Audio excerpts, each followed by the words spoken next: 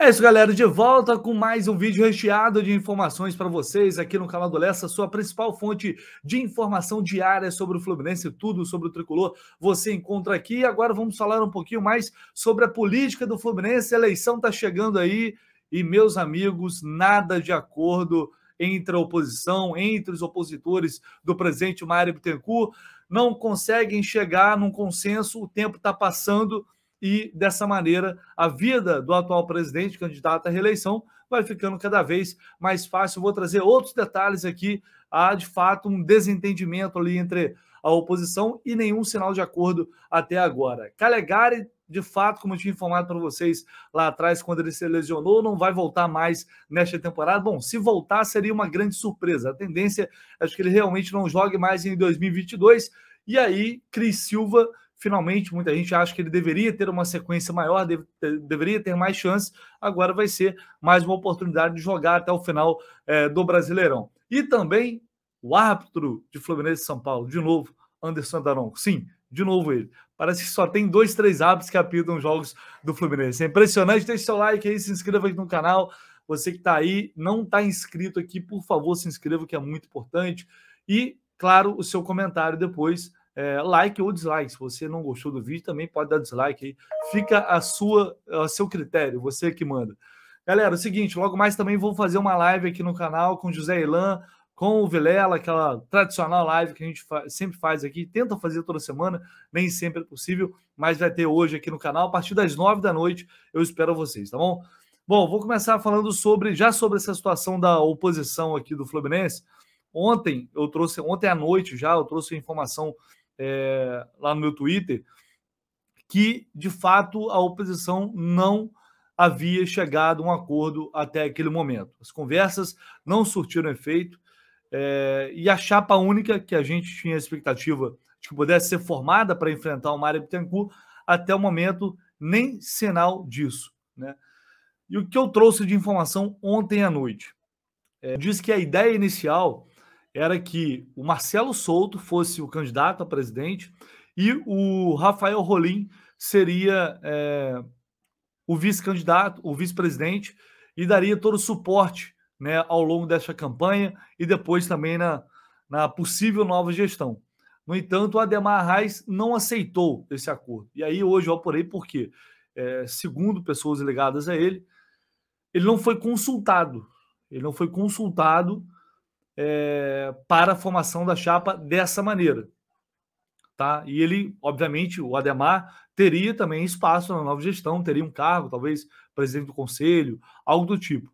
Ele não foi consultado e, por isso, não aceitou, né? E aí, hoje, ele veio às redes sociais, nas suas redes sociais, e divulgou um vídeo propondo, dando uma sugestão para que houvesse um acordo, né? Na verdade, ele queria determinar um critério para que fosse definido o cabeça dessa possível chapa de oposição. E aí vamos assistir o que disse o Ademar Arraes. Amigo e amiga tricolor, há mais de um ano venho trabalhando com afinco pela minha candidatura à presidência do Fluminense e sempre batendo na mesma tecla da unidade da oposição. Somente com a oposição unida será possível derrotar o atual presidente e sua gestão completamente irresponsável e amadora. Já estive com os outros 2 candidatos, mas infelizmente ainda não chegamos a um acordo. Para mim, os interesses do Fluminense estão acima dos interesses pessoais, sempre estiveram. Pelo estatuto, uma chapa precisa de 200 fichas ao Conselho Deliberativo. Por isso, faço aqui uma proposta de critério objetivo, número de fichas.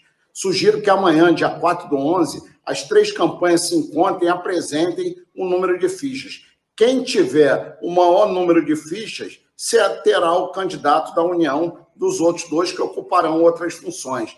Marcelo Souto e Rafael Rolim, aguardo o posicionamento de vocês a respeito sobre minha proposta.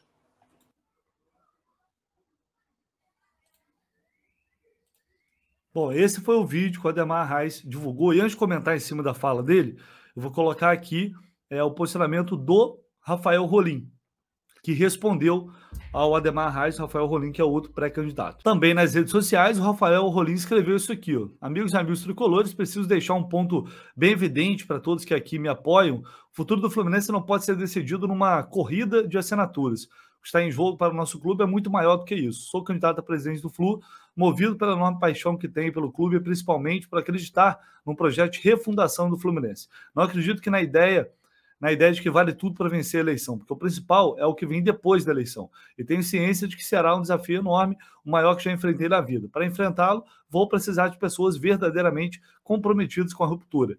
Tomei conhecimento da mensagem do candidato Ademar Reis, figura do bem, propondo como critério de união justamente um dos grandes problemas do sistema associativo que tanto combato, qual seja a obtenção de 200 fichas entre sócios proprietários e contribuintes. Essa proposta, embora bem intencionada, vai contra tudo que eu acredito no Fluminense. Não me coloquei como candidato para reforçar o sistema associativo no futebol, mas sim para rompê-lo. Simplesmente inaceitável para mim. Vamos em frente, que temos uma campanha pela frente. Estarei hoje em Friburgo, Teresópolis. No sábado teremos pré-jogo no Maracanã. Na segunda estarei com os tricolores em Vitória. Aí, esse é o posicionamento do Rafael Rolim. E em partes, assim, eu concordo. Eu acho que esse modelo de obtenção de assinaturas, lembrando, para uma chapa ela ser oficializada, ela precisa ter 200 assinaturas de sócios proprietários ou contribuintes, tá? Dessas duas modalidades. Sem isso, você não oficializa uma chapa, você não consegue inscrever a chapa para concorrer à eleição. E é fato que isso favorece quem está ali naquele ambiente político, naquele feudo político, né, que tem mais trânsito, que tem mais tempo, que conhece pessoas, e aí, dessa maneira, vai conseguir recolher essas assinaturas. É um modelo associativo, né, na essência, isso aí. É um fato. Né? O Ademar, ao sugerir isso, ele leva vantagem, porque, pelo que eu apurei, o Ademar é quem tem mais assinaturas. Depois iria o Rafael Rolim e só depois o Marcelo Souto. Marcelo Souto, que na última eleição não conseguiu recolher essas 200 assinaturas e por isso não pôde concorrer. Ele chegou a ser pré-candidato na última eleição. Então não é algo simples, tá? Eu venho falando isso para vocês já há muito tempo. Não é algo simples obter essas 200 assinaturas. E aí, eu consigo compreender os dois lados aqui, porque o Ademar, ele é quem faz oposição há mais tempo. Ele já se colocou como candidato à oposição já há algum tempo.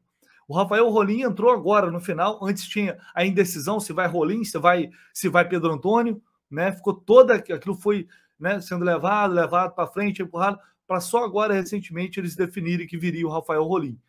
Então eu também acho extremamente negativo essa falta de acordo entre a oposição, porque está muito claro que a única chance de, muito claro para mim, pelo menos, que se há alguma possibilidade de vencer o Mário Bittencourt, digo a oposição, é ela se unir, é ela formar uma plataforma de campanha, transmitir essas propostas, essa plataforma para os torcedores, ou seja, para os eleitores, e dessa maneira tentar convencer quem vota no Mário Bittencourt a votar em um desses candidatos. Agora, como que você vai convencer essas pessoas se a gente está a menos de um mês da eleição e não conseguiram sequer definir se vai haver uma chapa única ou mais de uma chapa? Como fica a cabeça do torcedor que deseja escolher a oposição, mas não sabem quem poderá votar? Que está ouvindo proposta daqui, proposta dali, mas de fato que uma coisa é o Rafael Rolim como candidato, ou o Ademar Reis, outra coisa é uma chapa única que vai acabar englobando todas essas propostas. E aí alguém vai ter que ceder alguma coisa, enfim, uma série de fatores que essa demora ela só favorece ao atual presidente Mário Bittencourt, que no fim das contas deve estar rindo, né? Porque quanto mais tempo, né, se levar para tomar essa decisão, acho que mais favorece ao candidato que já está na situação, que está concorrendo à eleição e tem toda uma série de números, tem todo um histórico de 3 anos de gestão que favorece, obviamente, principalmente quem já é apoiador a uma área ou simpatizante da atual gestão. Enfim, isso é ruim até democraticamente falando, né? Porque isso impede que façamos um debate, por exemplo, ou que a gente tenha definido essa chapa para que possamos entender melhor como essa chapa única ela vai funcionar, quem vai ser o cabeça de chapa, porque muita gente quer votar no Ademar ou quer votar no Rafael Rolim, mas não quer votar no Marcelo Souto, enfim, Ao contrário também, né, muita gente quer votar só no Ademar. Se o Ademar não vier, não vai votar no Ademar, ou no Rafael Rolim. Enfim, isso é muito ruim. E pelo que podemos ver, né? Ontem eu trouxe a notícia, hoje está aí confirmado que não há nem sinal de acordo entre os opositores para formar uma chapa que viria a concorrer com o presidente Mário Bittencourt. E hoje já é 3 de novembro. Né? A eleição provavelmente vai acontecer no dia 26. Então o tempo é muito curto. Isso é muito ruim, porque, sem dúvida alguma, deixa o torcedor que deseja apoiar um outro candidato ainda mais indeciso sobre o que fazer. Vamos aguardar para ver se nos próximos dias, no máximo na semana que vem, a gente consiga ter uma definição quanto a isso. Porque senão, amigo, se a oposição chegar fragmentada dessa maneira até as eleições, vai tornar o Mário ainda mais favorito do que ele já é para esse pleito eleitoral. Estou falando de favoritismo, tá? Que é o que, né, a gente consegue sentir quando a gente começa a conversar com diversos torcedores e chegar a algumas informações também. Enfim, é isso. Vamos ver se nos próximos dias teremos alguma novidade, algum tipo de acordo entre os pré-candidatos à presidência do Fluminense. Falei sobre Calegari, né? Muito provavelmente o Calegari não vai poder atuar mais nesta temporada de 2022. Eu apurei que, de fato, ele não vai ter mais condições, mas sim, o departamento médico do Fluminense voa tanto, recupera tão bem esses jogadores, que eu não duvido nada, sei lá, pela última partida contra o Bragantino, o Calegari ter condições de, pelo menos, ficar no banco. Mas a informação que eu tenho é que, de fato, ele não vai conseguir se recuperar a tempo, porque tem, né, todo o processo de recuperação. E aí, com o Calegari fora da temporada, surge a oportunidade do Cristiano ter finalmente mais uma chance ou uma sequência de jogos no time. Muita gente acredita que o Cristiano é ruim, é limitado, mas também não tem sequência. Então pode ser que essa sequência ela venha agora. E se o Diniz não resolver improvisar o Caio Paulista novamente. É um jogador que o Fluminense pagou 9 milhões de reais, é um investimento mais alto que o clube fez nesta temporada por esse jogador, por esse lateral esquerdo. Então, assim, até pelo preço que pagou, deveria mesmo ter uma sequência maior, porque a gente precisa saber se dá para contar ou não com esse jogador. Porque se não der, o Fluminense vai ter que contratar nenhum lateral esquerdo, não vai ter que contratar 2. Ou é exagero? Se você tem um jogador que você paga 9 milhões de reais por ele não consegue ter uma sequência de fato na temporada. Ele não conseguiu. Ele não se firmou. Não foi só porque o treinador não quis. É porque também não teve competência. Então, assim, se você não pode contar com o jogador, você vai ter que buscar reforço. Ou vai passar novamente a temporada inteira com essa mesma porcaria desse problema na lateral esquerda. Porque se você perde o titular pode suspender, pode machucar, pode ser uma série de coisas, aí você volta, ano que vem a gente vai estar discutindo a mesma coisa. Então é importante que ele tenha essa sequência para ver se ele tem condições de seguir no elenco e ser uma opção para 2023, ou se o Fluminense tem que dar um novo destino ao Cristiano. Para mim isso é muito simples. E para encerrar aqui, galera, Anderson Daronco vai apitar o jogo. São Paulo, Fluminense, São Paulo, Maracanã. De novo, o Anderson Daronco, impressionante. Parece que tem 3 árbitros no Brasil para apitar jogos do Fluminense, né? Ou Rafael Claus, ou Voaden, ou Daronco. É incrível.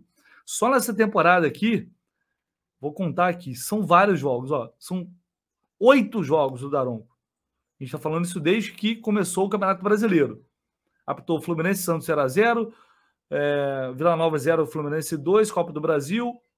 Depois Fortaleza 0, Fluminense 1, América e Fluminense 0x0, o clássico Botafogo Fluminense, vitória do Flu 1x0, Corinthians 3, Fluminense 0, Copa do Brasil, Atlético Goianiense 3, Fluminense 2 e a vitória do Fluminense sobre o Avaí por 3x0 recentemente. Então esse retrospecto desse ano são 4 vitórias, 2 empates e 2 derrotas. O retrospecto não é nem tão ruim. No geral, ele já apitou 34 jogos do Flu, com 11 vitórias, 10 empates e 13 derrotas, um pouco mais de derrotas. O Daronco, que é um árbitro que, repito, ele não vem numa fase boa, fisicamente não parece estar tão bem, assim, acompanha algumas jogadas de longe, e normalmente quando um time sai na frente, ele começa a travar o jogo, ele começa a inverter algumas faltas que vão irritando os jogadores, enfim, mas é isso. De novo, Anderson Daronco vai apitar mais o jogo do Fluminense, né? Tomara que ele faça uma boa arbitragem, um jogo em que o Fluminense já está definido na Copa Libertadores, a fase de grupos, mas é importante para o time ir em busca do terceiro lugar, derrota do Flamengo favoreceu muito isso para o Corinthians, então dá para buscar esse terceiro lugar. O Inter também perdeu na rodada, por que não sonhar com uma vice-liderança, terminar com o vice-campeonato? O Fluminense nunca foi vice-campeão brasileiro, então assim, claro, além do aspecto financeiro, né, que é muito importante. Então é isso, vamos ver o que vai acontecer no próximo sábado. Amanhã tem entrevista coletiva do Germancano, no CT Carlos Castilho, estaremos lá para acompanhar, e logo mais live aqui a partir das 9 da noite, eu, Vilela e José Ilan. Beleza, galera? Tamo junto, até mais tarde, valeu!